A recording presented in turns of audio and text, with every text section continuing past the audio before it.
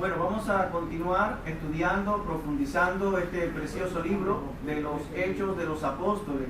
Y hoy vamos a compartir un estudio que podemos titularlo Pablo, un hombre dispuesto hasta morir por Cristo. Pablo, un hombre dispuesto hasta morir por Cristo. Todos nosotros sabemos que Cristo dio su vida por nosotros.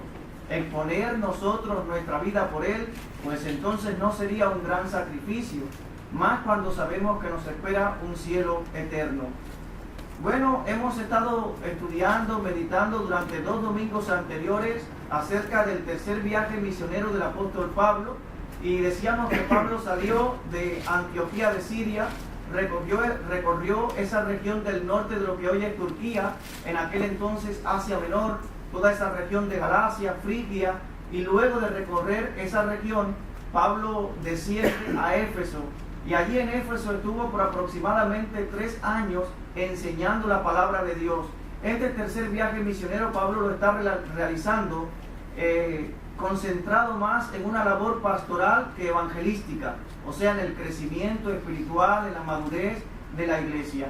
Y ahí en Éfeso, como he dicho, Pablo está unos 3 años hasta que ocurre aquel alboroto en Éfeso, cuando Demetrio comienza a alborotar a todo el pueblo y reúne a los plateros, a aquellas personas que hacían templecillos e imágenes de Diana, y ocurre todo ese alboroto en Éfeso y Pablo decide marcharse, continuar viaje, y va por toda esa región de Macedonia, nuevamente visitando aquellas iglesias que fundó en su segundo viaje misionero, y estaría en Filipos, en Berea, en Tesalónica, y de allí Pablo recorre la región de Grecia, iría también a Atenas y también a Corinto y toda aquella región de Acaya. Y después de haber estado allí, Pablo sentía en su corazón el deseo de ir a Jerusalén y estar allí presente para la fiesta de los panes sin levaduras. Sin embargo, los judíos que rechazaban el mensaje de Pablo, el mensaje de Cristo, ellos estaban acechando la vida de Pablo, y Pablo decide entonces regresar por tierra y va de Corinto a Atenas, y después se embarca hasta Filipos junto con otras personas, y de Filipos va a Troas, y en Troas predica, y es el domingo aquel en el cual Pablo está predicando largamente, y Eutico, un joven, cae del tercer piso muerto, y Pablo se echa sobre él y ora, y el Señor le devuelve la vida. De allí recorren de nuevo y van bajando hasta Mileto, y en Mileto Pablo se reúne con los ancianos de Éfeso, y allí Pablo se despide de los ancianos de Éfeso diciéndole que por todas las iglesias que ha estado, el Espíritu Santo le está diciendo que le esperan prisiones, que le esperan persecuciones, sufrimientos por causa del Evangelio de Jesús. Y también Pablo les recuerda cómo él se comportó ante ellos por 3 años y medio allí en Éfeso, y también Pablo les habla que después de su partida vendrían personas que serían como lobos rapaces, que no tendrían piedad contra el rebaño del Señor. Y allí terminamos el estudio del domingo pasado, cuando Pablo está allí hablando para los ancianos de Éfeso. Vamos a seguir la historia y vamos a buscar todos el libro de los Hechos de los Apóstoles, capítulo número 21, y podemos leer del versículo 1 hasta el versículo número 11. Hechos, capítulo número 21. Hechos 21, del 1 al 11, dice así: Después de separarnos de ellos, zarpamos y fuimos con rumbo directo a Cos, y al día siguiente a Rodas, y de allí a Pátara. Y hallando un barco que pasaba a Fenicia, nos embarcamos y zarpamos. Al avistar Chipre, dejando la mano izquierda, navegamos a Siria y arribamos a Tiro, porque el barco había de descargar allí. Y hallados los hermanos, nos quedamos allí 7 días, y ellos decían a Pablo por el Espíritu que no subiese a Jerusalén. Cumplidos aquellos días, salimos acompañándonos todos con sus mujeres e hijos hasta afuera de la ciudad, y puesto de rodillas en la playa, oramos, y abrazándonos los unos a los otros, subimos al barco, y ellos se volvieron a sus casas. Y nosotros completamos la navegación, saliendo de Tiro y arribando a Tolemaida, y habiendo saludado a los hermanos, nos quedamos con ellos un día. Al otro día saliendo Pablo y los que con él estábamos, fuimos a Cesarea, Y entrando en casa de Felipe, el evangelista, que era uno de los 7, posamos con él. Este tenía 4 hijas doncellas que profetizaban. Y permaneciendo nosotros allí algunos días, descendió de Judea un profeta llamado Agabo, quien viniendo a vernos, tomó el cinto de Pablo y atándose los pies y las manos dijo: esto dice el Espíritu Santo, así atarán los judíos en Jerusalén al varón de quien es este cinto, y le entregarán en manos de los gentiles. Bueno, notamos que el Espíritu Santo está hablando por medio de alguno de sus hijos y está hablándole proféticamente al apóstol Pablo, diciéndole que le esperan padecimientos en Jerusalén. Si nosotros analizamos la vida del apóstol Pablo desde su recién conversión, nos vamos a dar cuenta que Cristo le ha llamado para que Pablo compadeciese ante grandes personalidades de la época. Por ejemplo, si buscamos ahí Hechos capítulo número 9, Hechos capítulo número 9, versículo 13 hasta el versículo 16, nos vamos a dar cuenta de ello. Estamos hablando del momento en el cual Pablo, casi llegando a Damasco, se encuentra con Jesús, queda ciego, entra en la ciudad de Damasco y ahora el Señor se le aparece a Ananías y le da estos mandamientos. Dice, Hechos 9, del 13 al 16. Entonces Ananías respondió: Señor, he oído mucho acerca de este hombre, cuántos males ha hecho a tus santos en Jerusalén, y aún aquí tiene autoridad sobre los principales sacerdotes para prender a todos los que invocan tu nombre. El Señor le dijo: ve, porque instrumento escogido me es este para llevar mi nombre en presencia de los gentiles y de reyes y de los hijos de Israel, porque yo le mostraré cuánto le es necesario padecer por mi nombre. Es decir que el Pablo recién convertido, ya Dios estaba hablando proféticamente acerca de los padecimientos del apóstol Pablo y que también tendría que comparecer ante grandes personalidades de la época. Si vemos Hechos capítulo 20, en Hechos capítulo número 20, versículos 22 y 23, cuando Pablo se está despidiendo de los ancianos de Éfeso allá en Mileto, dice esto. En Hechos capítulo 20, versículo 22 y 23 dice: ahora, he aquí, ligado yo en espíritu voy a Jerusalén, sin saber lo que allá me ha de acontecer, salvo que el Espíritu Santo por todas las ciudades me da testimonio diciendo que me esperan prisiones y tribulaciones.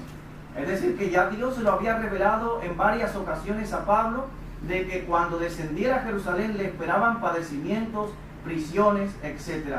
También en el pasaje que ya hemos leído en Hechos capítulo 21, en el versículo 4, cuando Pablo y los que le acompañaban llegaron a Tiro, dice Hechos 21:4, y hallando los hermanos, nos quedamos allí 7 días, y ellos decían a Pablo por el Espíritu que no subiese a Jerusalén.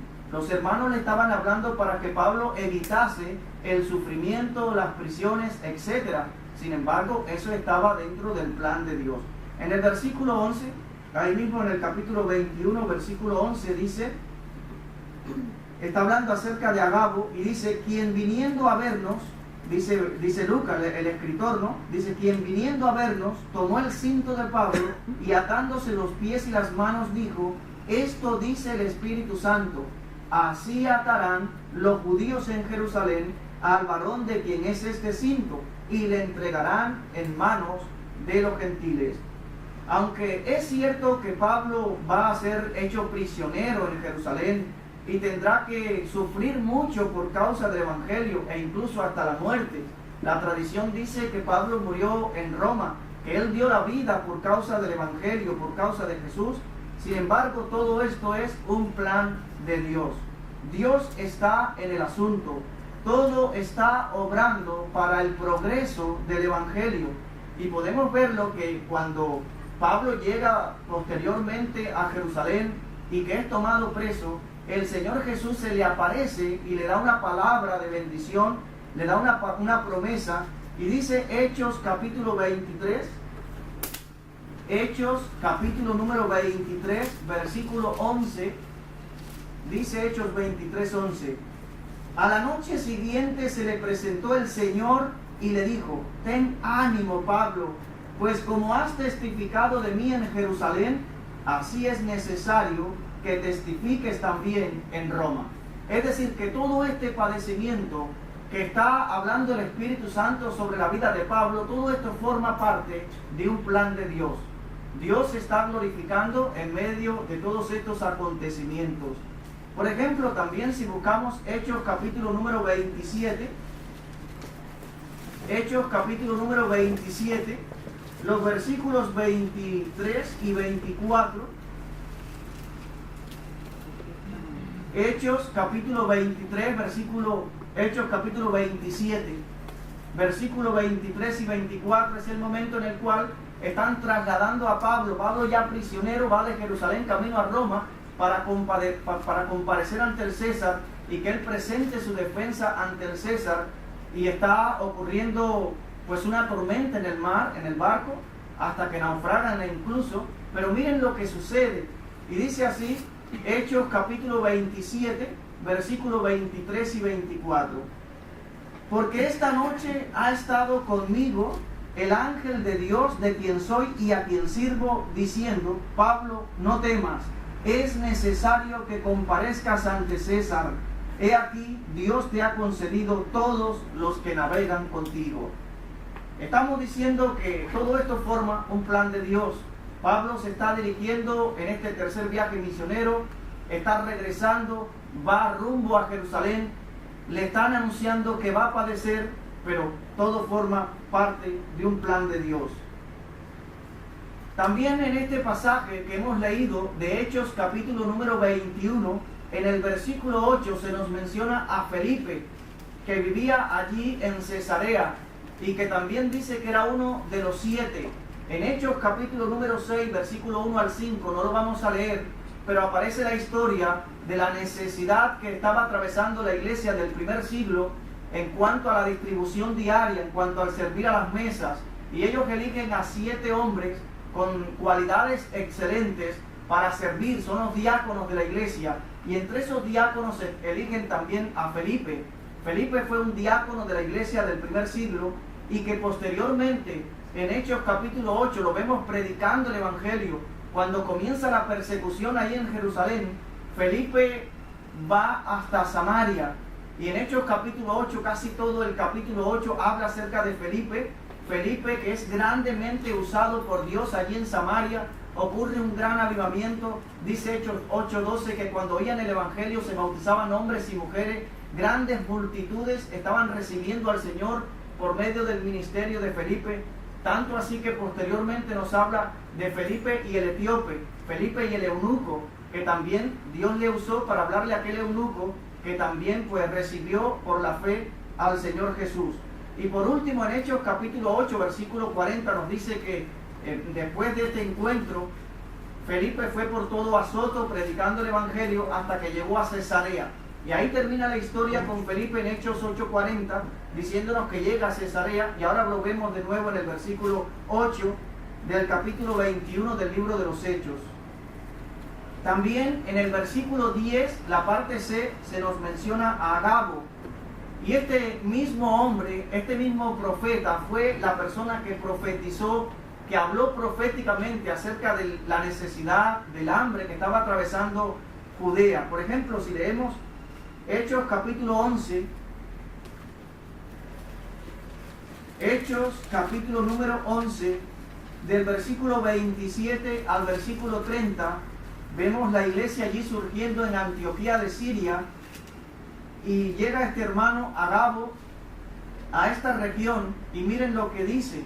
Hechos capítulo 11, versículo 27 al 30 dice: en aquellos días unos profetas descendieron de Jerusalén a Antioquía, y levantándose uno de ellos, llamado Agabo, daba a entender por el Espíritu que vendría una gran hambre en toda la tierra habitada, la cual sucedió en tiempos de Claudio. Entonces los discípulos, cada uno conforme a lo que tenía, determinaron enviar socorro a los hermanos que habitaban en Judea, lo cual en efecto hicieron, enviándolo a los ancianos por mano de Bernabé y Saulo. Entonces este mismo profeta lo encontramos ahora acá en Cesarea y le habla a Pablo acerca de los padecimientos que le esperan en Jerusalén. Podemos continuar nuestro estudio del libro de los Hechos en el capítulo número 21 y podemos leer los versículos 12 y versículo 13. Hechos 21, 12 y 13 dice: al oír esto, le rogamos nosotros y los de aquel lugar que no subiese a Jerusalén. Entonces Pablo respondió: ¿qué hacéis llorando y quebrantándome el corazón? Porque yo estoy dispuesto no solo a ser atado, mas aún a morir en Jerusalén por el nombre del Señor Jesús. Pablo está diciendo que está dispuesto a morir si es preciso, si es necesario por causa del Señor, por causa del Evangelio. Recuerden que Pablo fue ese que escribió en Filipenses 1:21: para mí el vivir es Cristo y el morir es ganancia. Pablo fue el que escribió en Gálatas 2:20: con Cristo estoy juntamente crucificado, y ya no vivo yo, mas vive Cristo en mí. Y lo que ahora vivo en la carne, lo vivo en la fe del Hijo de Dios, el cual me amó y se entregó a sí mismo por mí. Pablo estaba convencido de que su vida no tendría sentido a menos que vivir para Dios, a menos que invertir su vida en las cosas del reino de los cielos. Miren también lo que Pablo escribe para el hermano que tiene esta cita ya, segunda a los Corintios, capítulo número 5, versículos 6 al 8. Segunda a los Corintios, capítulo 5, versículos 6 al 8, ¿qué dice? Así que vivimos confiados siempre y sabiendo que entre tanto que estamos en el cuerpo, estamos ausentes del Señor, porque por fe andamos, no por vista, pero confiamos y más quisiéramos estar ausentes del cuerpo y presentes al Señor. Por tanto, procuramos también, o ausentes o presentes, serles agradables. Amén. Hasta ahí es. Amén, sí. Entonces Pablo está diciendo que él desea estar ausente del cuerpo. Sabemos que la muerte es la separación entre el cuerpo y el espíritu, alma de la persona. Y Pablo está diciendo: quisiera estar ausente del cuerpo para estar presente al Señor. Está hablando acerca de la muerte. Y está diciendo algo parecido a lo que dice en Filipenses 1:21, que dijo: para mí el vivir es Cristo y el morir es ganancia. La muerte, para aquel que tiene a Cristo, le hará el grandioso favor de ponerle en un mundo mejor, en los brazos del Señor y Salvador Jesucristo para siempre. Pablo está convencido de que no existe nada más grande en esta tierra que hacer la voluntad de Dios, que vivir para Dios, que estar ocupado en las cosas de la salvación, como dice la Biblia, con temor y temblor. En Hechos capítulo número 21, continuamos leyendo del versículo 14 al versículo 17. Dice así, Hechos 21, del 14 al 17. Y como no le pudimos persuadir, desistimos diciendo: hágase la voluntad del Señor. Es decir, que estas personas que están escuchando que a Pablo le esperan todos estos sufrimientos, todos estos padecimientos y prisiones, le están tratando de decir: Pablo, no vayas a Jerusalén. Y Pablo dice: no, yo voy. Si eso es lo que Dios tiene para mí, eso Dios, el Señor se va a glorificar en eso, yo voy. Y ahora ellos dicen: bueno, pues que se haga la voluntad del Señor. Después de estos días, hechos ya los preparativos, subimos a Jerusalén, y vinieron también con nosotros de Cesarea algunos de los discípulos, trayendo consigo a uno llamado Nasón de Chipre, discípulo antiguo con quien nos hospedaríamos. Cuando llegamos a Jerusalén, los hermanos nos recibieron con gozo. Pablo ha llegado por fin a Jerusalén. Los hermanos, es decir, los creyentes en Cristo, le han recibido con gozo. Pero tengamos presente que Jerusalén, por supuesto, está lleno de judíos que rechazan a Jesús como el Cristo, como el Mesías, y ven el cristianismo como una secta falsa, como un movimiento que estaban confundidos. La mayoría de los judíos seguía esperando a su Mesías y tenían en mente ese Mesías que vendría como un libertador que les libraría del yugo opresor de los romanos. Así era la mentalidad de los judíos y estaban todavía con ese anhelo esperando a su Mesías. Hechos 21 del 18 al 26 dice: y al día reunidos todos los ancianos, dice Hechos 21, 19 en adelante, a los cuales después de haberles saludado, les contó una por una las cosas que Dios había hecho entre los gentiles por su ministerio. Cuando ellos lo oyeron, glorificaron a Dios y le dijeron: ya ves, hermano, cuántos millares de judíos hay que han creído y todos son celosos de la ley. Pero se les ha informado en cuanto a ti, que enseñas a todos los judíos que están entre los gentiles a apostatar de Moisés, diciéndoles que no circunciden a sus hijos, ni observen las costumbres. ¿Qué hay pues? La multitud se reunirá de cierto, porque oirá que has venido. Haz pues esto que te decimos. Hay entre nosotros 4 hombres que tienen obligación de cumplir voto. Tómalos contigo, purifícate con ellos y paga sus votos, para que se rasuren la cabeza, y todos comprenderán que no hay nada de lo que se informó acerca de ti, sino que tú también andas ordenadamente guardando la ley. Pero en cuanto a los gentiles que han creído, nosotros les hemos escrito determinando que no guarden nada de esto, solamente que se abstengan de lo sacrificado a los ídolos, de sangre, de ahogado y de fornicación. Entonces Pablo tomó consigo a aquellos hombres y al día siguiente, habiéndose purificado con ellos, entró en el templo para anunciar el cumplimiento de los días de la purificación, cuando había de presentarse la ofrenda por cada uno de ellos. Bueno, aquí ya se nos menciona a Jacobo, y este Jacobo es el hermano del Señor, es Santiago, también el escritor de la carta que lleva su nombre. Fue un anciano, un pilar fundamental de la iglesia del primer siglo, allá en Jerusalén. Bueno, lo vemos o lo estuvimos viendo en Hechos capítulo número 15, cuando el concilio de Jerusalén, como Jacobo se ve que lleva cierto liderazgo en la iglesia. Y el hermano que tenga Gálatas capítulo 2, versículo 9, ¿qué dice? Y reconociendo la gracia que me había sido dada, Jacobo, Cefas y Juan, que eran considerados como columnas, nos dieron a mí y a Bernabé la diestra en señal de compañerismo, para que nosotros fuésemos a los gentiles y ellos a la circuncisión. Amén. Entonces vemos a Jacobo, que ahora Pablo ha llegado a Jerusalén con un grupo de misioneros que le acompañan y le recibe Jacobo. Y vemos que este Jacobo es precisamente el hermano del Señor, ese anciano, ese pilar fundamental de la iglesia del primer siglo, donde también Gálatas 1:9 dice algo sobre este Santiago. ¿Qué dice Gálatas capítulo 1, versículo 19? Dice: pero no vi a ningún otro de los apóstoles, sino a Jacobo, el hermano del Señor. Este versículo aparentemente está llamando a Jacobo el hermano del Señor, lo está llamando apóstol, aunque sabemos que no es un apóstol de esos 12 que caminó con Jesús. Cuando vemos este pasaje de Pablo allí haciendo este voto en Jerusalén para tratar de apaciguar la ira de los judíos, podemos aprender mucho más y entender mucho más acerca de la vida de judíos y gentiles.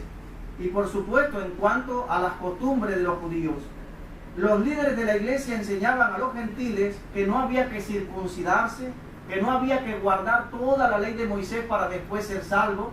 Ya lo vimos en Hechos capítulo 15, cuando Pablo y Bernabé vienen de Antioquía de Siria, vienen allí a Jerusalén, se reúne toda la iglesia en Jerusalén para tratar esta cuestión, porque habían unos judíos que estaban judaizando, que habían ido de Jerusalén acá a Antioquía y le estaban diciendo a los cristianos que eran gentiles, que tenían que circuncidarse, que tenían que guardar toda la ley de Moisés para después ser salvos. Bueno, se reúnen allí y llegan a la conclusión de que no, que los gentiles se abstuvieran de todas estas cosas, que solamente se guardaran de los sacrificados a los ídolos, de fornicación, de ahogado y de sangre. Sin embargo, los judíos que aceptaban a Cristo como el Mesías prometido, Ellos ya estaban circuncidados y como un ritual, como una tradición, como algo cultural, ellos circuncidaban a sus hijos. Aunque sabían que solamente a través de la fe en Jesús se es salvo. O sea que no, la circuncisión y todas esas leyes, todos esos rituales no le daban la salvación. Sin embargo, ellos como judíos seguían viviendo como judíos y circuncidaban a sus hijos. Lo harían tal vez por no poner una barrera dentro de la cultura, dentro de la sociedad en que vivían. Sabemos que el concilio de Jerusalén en Hechos 15 determinó el asunto de la circuncisión de los creyentes gentiles. Es evidente que hubo un rumor en esos días de que Pablo estaba yendo más allá de esa decisión, que incluso Pablo estaba prohibiendo a los judíos que circuncidaran a sus hijos.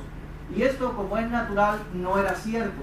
De manera que Pablo se sometió voluntariamente a la costumbre judía para demostrar que no obraba en contra de la decisión del concilio y que seguía siendo un judío en su forma de vida. Y es por eso que Pablo ahora está cumpliendo este voto junto con 4 personas más. Bueno, ¿qué significa este voto? ¿Qué quiere decir? ¿Qué significa eso? Bueno, ya lo estuvimos comentando cuando Pablo en el segundo viaje misionero parte de Corinto a Cencrea, donde estaba el puerto, y Pablo hace un voto allí en Cencrea, se rasura la cabeza. Dice Hechos 18, versículo 18.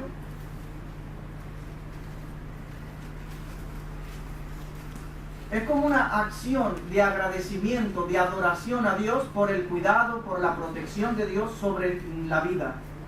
Dice Hechos 18, 18, mas Pablo, habiéndose detenido aún allí muchos días, después se despidió de los hermanos y navegó a Siria, y con él Priscila y Aquila, habiéndose rapado la cabeza en Cencrea, porque tenía hecho voto. Estuvimos hablando un poquito acerca de ese momento, ¿no? De lo que significa el voto. Algunas veces debemos, nosotros como cristianos, como hijos de Dios, debemos correr la segunda milla para evitar ofender a otros. Sobre todo si nuestra ofensa va a afectar el trabajo de Dios. Miren lo que Pablo dice en primera a los Corintios, no lo busquen, hay un hermano ya que lo tiene para leerlo. En primera a los Corintios capítulo 9, versículo 19 al 23, ¿qué dice? Por lo cual, siendo libre de todos, me he hecho siervo de todos para ganar a mayor número. Me he hecho a los judíos como judíos, para ganar a los judíos. A los que están sujetos a la ley, aunque yo no esté sujeto a la ley, como sujeto a la ley, para ganar a los que están sujetos a la ley. A los que están sin ley, como si yo estuviera sin ley, no estando yo sin ley de Dios, sino bajo la ley de Cristo, para ganar a los que están sin ley. Me he hecho débil a los débiles, para ganar a los débiles. A todos me he hecho de todo, para que de todos modos salve a algunos. Y esto hago por causa del Evangelio, para hacerme copartícipe de él. Amén. Entonces Pablo ahora está en Jerusalén. Hay rumores acerca de él, de que él estaba enseñando doctrinas en contra del judaísmo, en contra de la circuncisión y en contra de la ley de Moisés. Y Pablo, para no poner una barrera entre el mensaje de él y los judíos, Pablo ahora hace este voto y está diciendo que de cierta manera él siempre buscaba identificarse con los demás para no poner una barrera, por ejemplo en esta ocasión, entre él y los judíos. Y es por eso que está haciendo este voto. Sin duda, estos 4 hombres hicieron un voto religioso. Dado que Pablo participaba con ellos en el voto, al parecer le pidieron que pagara algunos de los gastos requeridos. Necesitaría participar de la ceremonia de purificación para entrar entonces después en el templo. Pueden leerse después en casa Números, capítulo número 6, todo ese capítulo completo, pero hoy vamos a leer Números, capítulo número 6, del 1 al 6 en primer lugar y después del 13 al 20 que nuestra hermana Nieve tiene por ahí. Números, capítulo número 6, del versículo 1 hasta el versículo 6 en primer lugar. Habló Jehová a Moisés diciendo: habla a los hijos de Israel y diles: el hombre o la mujer que se rapare, haciendo voto de nazareo, para dedicarse a Jehová, se obtendrá de vino y de sidra, No beberá vinagre de vino, ni vinagre de sidra, ni beberá ningún licor de uvas, ni tampoco comerá uvas frescas ni secas, todo el tiempo de su nazareato. De todo lo que se hace de la vid, desde los granillos hasta el collejo, no comerá.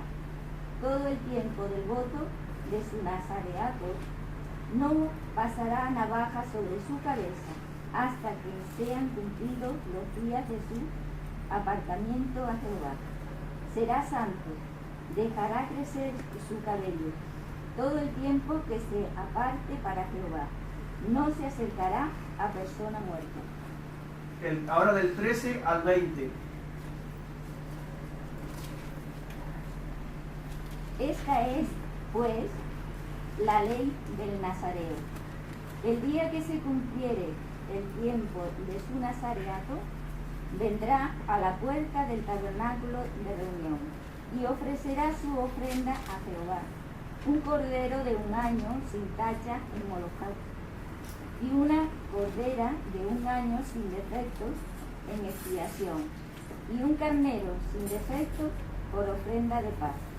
Además, un canastillo de tortas sin levadura, de flor de harina amasadas con aceite, y hojaldres sin levadura untadas con aceite, y su ofrenda y sus libaciones. Y el sacerdote lo ofrecerá delante de Jehová, y hará su expiación y su holocausto, y ofrecerá el carnero en ofrenda de paz a Jehová, con el canastillo de los panes sin levadura. Ofrecerá asimismo el sacerdote su ofrenda y sus libaciones. Entonces el nazareo traerá a la puerta del tabernáculo de reunión su cabeza consagrada, y tomará los cabellos de su cabeza consagrada y los pondrá sobre el fuego que está debajo de la ofrenda de paz.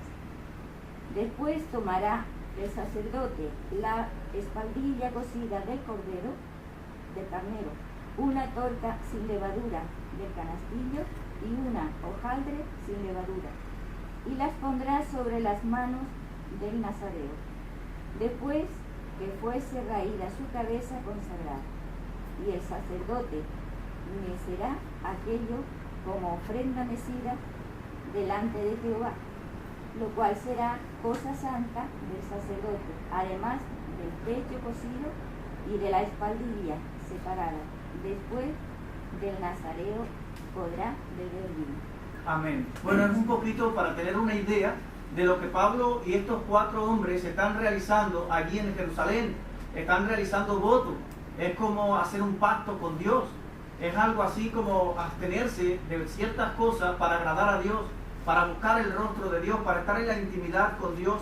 Y Pablo se está sometiendo a todas estas leyes judías para tratar de obrar de manera tal que haya paz, que exista paz allí en la iglesia de Jerusalén con respecto a los judíos que rechazaban el mensaje de Cristo. Si seguimos profundizando en el libro de los Hechos de los Apóstoles, capítulo número 21, y podemos leer del versículo 27 hasta el versículo número 32. Hechos 21, déjenlo siempre marcado.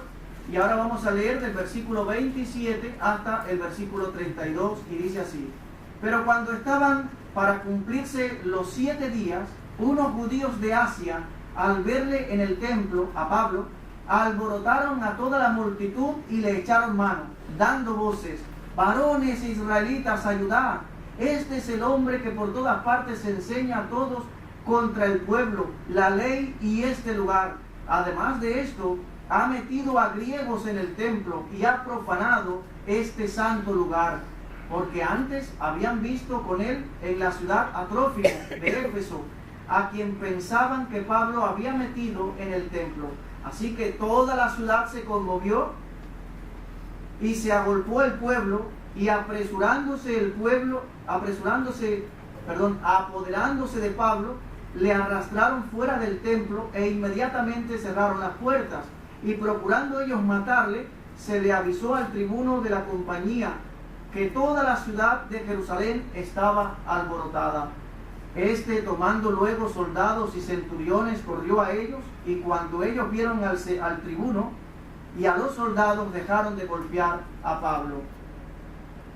Los judíos golpean a Pablo, le acusan de profanar el templo y de enseñar doctrinas que van en contra del pueblo judío y en contra de la ley. Sin embargo, el cristianismo jamás es algo que va contra el judaísmo. El cristianismo es el cumplimiento de todas las promesas que Dios habló a los judíos.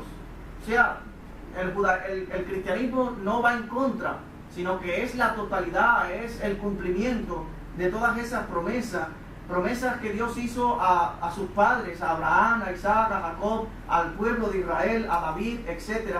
Por ejemplo, el hermano que tenga Génesis, capítulo 49, versículo 10, ¿qué dice? Génesis, capítulo número 49, versículo 10. No será quitado el cetro de Judá, ni el legislador de entre sus pies, hasta que venga Siloc, y a él se congregarán los pueblos. Amén. Está hablando Jacob proféticamente para cada uno de sus hijos allá en Egipto, en la tierra de Gosén. Antes de morir, ha llamado a cada uno de sus hijos para darle su bendición. Y a Judá le dice que nunca faltará el cetro dentro de esa tribu. Es decir, el cetro significa la vara, significa un objeto que llevan los reyes. Y está diciendo, por supuesto, que el Cristo, el Salvador, el Rey de los judíos, el que reinaría para siempre sobre la casa de Jacob, vendría precisamente de la tribu de Judá. Y Jesús, cuando analizamos su ascendencia, nos damos cuenta de que efectivamente Jesús desciende de la tribu de Judá. También Dios habló proféticamente a David, y en el segundo libro de Samuel, capítulo 7, versículos 12 al 16, ¿qué dice para el hermano que ya lo tiene?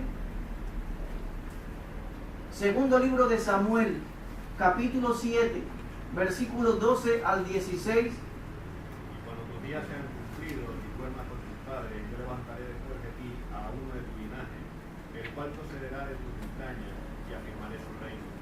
Él edificará casa a mi nombre, y yo afirmaré para siempre el trono de su reino. Yo le seré a él por padre, y él me será a mí hijo. Y si él hiciere mal, yo le castigaré con vara de hombre, y con azotes de hijos de hombre. Pero mi misericordia no se apartará de él, como la parte de Saúl, al cual quité delante de ti. Y será firmada tu casa y tu reino para siempre delante de tu rostro, y tu trono será estable eternamente. Amén. Sabemos que después de David reinó Salomón, uno de sus hijos, y que muchas de estas palabras proféticas se cumplieron en la vida de Salomón, que incluso fue la persona que dio construcción al primer templo de Jerusalén, aquel todo templo hermoso de Jerusalén, el templo de Salomón, que era una de las maravillas del mundo antiguo. Sin embargo, esas palabras en el final pues se cumplirían en la persona de Jesús, que reinaría para siempre sobre la casa de Jacob, sobre la casa de David. Y hermosas las palabras del profeta Isaías, para el hermano que lo tiene, Isaías capítulo 9, versículos 6 y 7, un pasaje muy conocido y que se lee mucho por la Navidad. Isaías 9, versículos 6 y 7, ¿qué dice? Porque un niño nos es nacido, hijo nos es dado, y el principado sobre su hombro, y se llamará su nombre admirable, consejero, Dios fuerte, Padre eterno, príncipe de paz. Lo dilatado de su imperio y la paz no tendrán límite. Sobre el trono de David y sobre su reino, disponiéndolo y conformándolo y confirmándolo en juicio y en justicia desde ahora y para siempre. El celo de Jehová de los ejércitos hará él. Amén. Cada una de estas profecías y muchas más en el Antiguo Testamento, todas ellas fueron dichas al pueblo de Israel y todas ellas tuvieron su cumplimiento en la persona de Jesús. Es decir, el cristianismo es el cumplimiento de todo lo que Dios prometió a los judíos. El cristianismo ahora no venía para contradecir el judaísmo, y lo que desgraciadamente la inmensa mayoría de los judíos rechazaron a Jesús como su Mesías y dicen que en la actualidad todavía siguen esperando a su Mesías. Sin embargo, vino hace aproximadamente 2000 años. En Hechos capítulo número 21, versículo 33 al 36 dice: Entonces, llegando el tribuno, le prendió y le mandó atar con 2 cadenas y preguntó quién era y qué había hecho. Pero entre la multitud, unos gritaban una cosa y otros otra, y como no podía entender nada de cierto a causa del alboroto, le mandó llevar a la fortaleza. Al llegar a las gradas, aconteció que era llevado en peso por los soldados a causa de la violencia de la multitud, porque la muchedumbre del pueblo venía detrás gritando: muera, muera. Pablo ante el tribuno, esta vez el tribuno es Claudio Lisas, así se llamaba este hombre, no lo vamos a leer, está en Hechos 23-26. Claudio Lisas es el tribuno y está ahora ahí protegiendo la vida del apóstol Pablo. Dice que de tal manera que le llevan en pesos, es decir, que toda la multitud, los judíos, quieren darle muerte a Pablo. Había ocurrido unos años antes cuando dieron muerte a Jesús, porque ellos entendían que la persona de Jesús iba en contra del judaísmo, iba en contra de sus costumbres, y no se dieron cuenta que era el cumplimiento ante sus ojos del Hijo de Dios, de todo lo que Dios habló proféticamente a través de los profetas del Antiguo Testamento. Si leemos Hechos 21, del 37 al 40, ahora, dice, del 37 al 40, cuando comenzaron a meter a Pablo en la fortaleza, dijo al tribuno, ¿se me permite decir algo? Y él dijo: ¿sabes griego? ¿No eres tú aquel egipcio que levantó una sedición antes de estos días y que sacó al desierto los 4,000 sicarios? Entonces dijo Pablo: yo de cierto soy hombre judío de Tarso, ciudadano de una ciudad no insignificante de Cilicia, pero te ruego que me permitas hablar al pueblo. Y cuando él se lo permitió, Pablo, estando en pie en las gradas, hizo señal con la mano al pueblo y, hecho gran silencio, habló en lengua hebrea diciendo, vamos a dejarlo ahí. Ahora el historiador Flavio Josefo, un historiador judío del primer siglo no cristiano, menciona un egipcio que en el año 54 condujo una revuelta de 4,000 personas en Jerusalén y luego desapareció. El tribuno en esta ocasión pensaba que era Pablo ese rebelde. No olvidemos que Pablo nació en Tarso, una ciudad que gozaba de privilegios de Roma, y que Pablo por nacimiento incluso obtuvo la ciudadanía romana. También Pablo era un hombre muy culto. Este hombre se queda asombrado de que ve que Pablo también sabe griego, y Pablo probablemente dominaba varios idiomas. Pablo, nacido en Tarso, y en Tarso había una de las universidades más importantes de la época. Dentro de las 3 ciudades más importantes universitariamente hablando, estaba Alejandría, Tarso y también Atenas, siendo Atenas pues la más reconocida internacionalmente en ese entonces. Pero Pablo fue un hombre bien educado, bien culto, y hablando en griego, Pablo mostró que no era un hombre de esos que formaban alborotos en las calles, sino que era un hombre de una buena educación. Su forma de hablar llamó la atención del tribuno, y éste le dio protección y la oportunidad de presentar su defensa ante los judíos. Ahora, un poquito para retomar la historia, Pablo llega a Jerusalén, Pablo hace voto. Mientras está haciendo todo este voto, los judíos le reconocen, unos judíos que estaban en Asia le reconocen y comienzan a alborotar al pueblo. Cogen a Pablo, lo comienzan a golpear, le dan aviso al tribuno, el tribuno viene con algunos soldados y también centuriones y evita que sigan maltratando a Pablo. Pablo habla al tribuno, y ahora Pablo pide hacer una defensa ante los judíos. Y ahora Pablo va a hacer su defensa ante los judíos y va a decir estas palabras.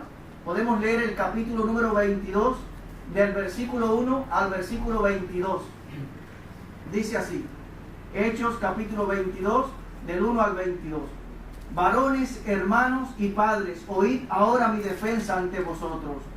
Al oír que les hablaba en lengua hebrea, guardaron, pero criado en esta ciudad, instruido a los pies de Gamaliel, estrictamente conforme a la ley de nuestros padres, celoso de Dios como hoy lo sois todos vosotros. Perseguía yo este camino, es decir, el cristianismo, a los que seguían a Cristo, hasta la muerte, prendiendo y entregando en cárceles a hombres y mujeres, como el sumo sacerdote también me es testigo, y todos los ancianos, de quienes también recibí cartas para los hermanos, y fui a Damasco para traer presos a Jerusalén también a los que estuviesen allí, para que fuesen castigados. Pero aconteció que yendo yo, al llegar cerca de Damasco, como a mediodía, de repente me rodeó mucha luz del cielo, y caí al suelo, y oí una voz que me decía: Saulo, Saulo, ¿por qué me persigues? Yo entonces respondí: ¿quién eres, Señor? Y me dijo: yo soy Jesús de Nazaret, a quien tú persigues. Y los que estaban conmigo vieron a la verdad la luz y se espantaron, pero no entendieron la voz del que hablaba conmigo. Y dije: ¿qué haré, Señor? Y el Señor me dijo: levántate y ve a Damasco, y allí se te dirá todo lo que está ordenado que hagas. Y como yo no veía a causa de la gloria de la luz, llevado por las manos por los que estaban conmigo, llegué a Damasco. Entonces uno llamado Ananías, varón piadoso según la ley, que tenía buen testimonio de todos los judíos que allí moraban, vino a mí y acercándose me dijo: hermano Saulo, recibe la vista. Y yo en aquella misma hora recobré la vista y lo miré. Él dijo: el Dios de nuestros padres te ha escogido para que conozcas su voluntad y veas al justo y oigas la voz de su boca, porque serás testigo suyo y a todos los hombres de lo que has visto y oído. Ahora pues, ¿por qué te detienes? Levántate y bautízate y lava tus pecados, invocando su nombre. Y me aconteció vuelto a Jerusalén, que orando en el templo me sobrevino un éxtasis, y le vi que me decía: date prisa y sal prontamente de Jerusalén, porque no recibirán tu testimonio acerca de mí. Yo dije: Señor, ellos saben que yo encarcelaba y azotaba en todas las sinagogas a los que creían en ti, y cuando se derramaba la sangre de Esteban, tu testigo, yo mismo también estaba presente y consentía en su muerte y guardaba la ropa de los que le mataban. Pero me dijo: ve, porque yo te enviaré lejos a los gentiles. Y le oyeron hasta esta palabra. Entonces alzaron la voz diciendo: quita de la tierra a tal hombre, porque no conviene que viva. Pablo se está defendiendo ante los judíos de todo aquello que le están acusando. Y Pablo comienza a narrar toda su conversión. Y Pablo comienza a narrar también su vida anterior, antes de conocer al Señor, cómo él perseguía a la iglesia, cómo él fue un hombre instruido a los pies de Gamaliel. Gamaliel era el rabí más honorable del primer siglo, reconocido y respetado como un experto en leyes religiosas. Por ejemplo, si leemos Hechos 5:34, vamos a ver una intervención de él. En Hechos capítulo número 5, versículo 34, se nos habla de Gamaliel y dice lo siguiente: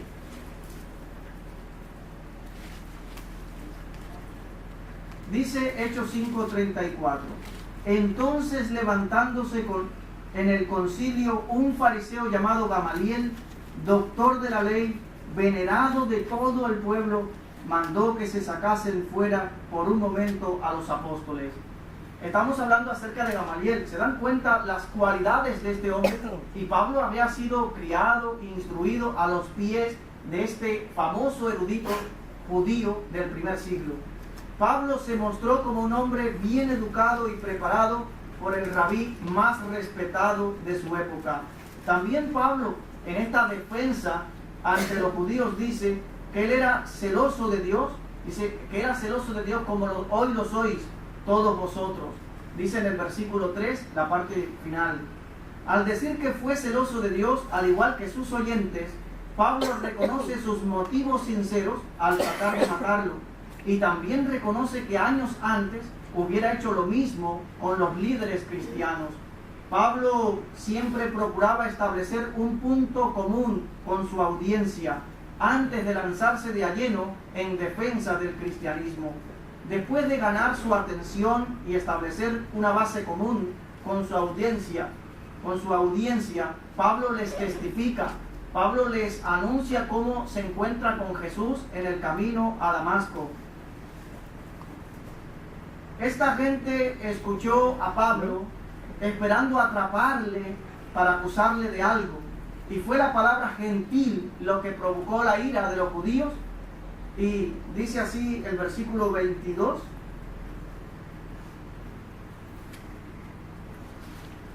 Dice el 22, y le oyeron hasta esta palabra. Entonces alzaron la voz diciendo, quita de la tierra a tal hombre, porque no conviene que viva. Recuerden que los judíos eran personas muy celosas y que también menospreciaban a los gentiles. Y al Pablo decir que Jesús le estaba llamando para predicarle el evangelio a los gentiles, pues ya causó esa palabra la ira de los judíos. Bueno, hasta aquí la meditación de la palabra del Señor en este día.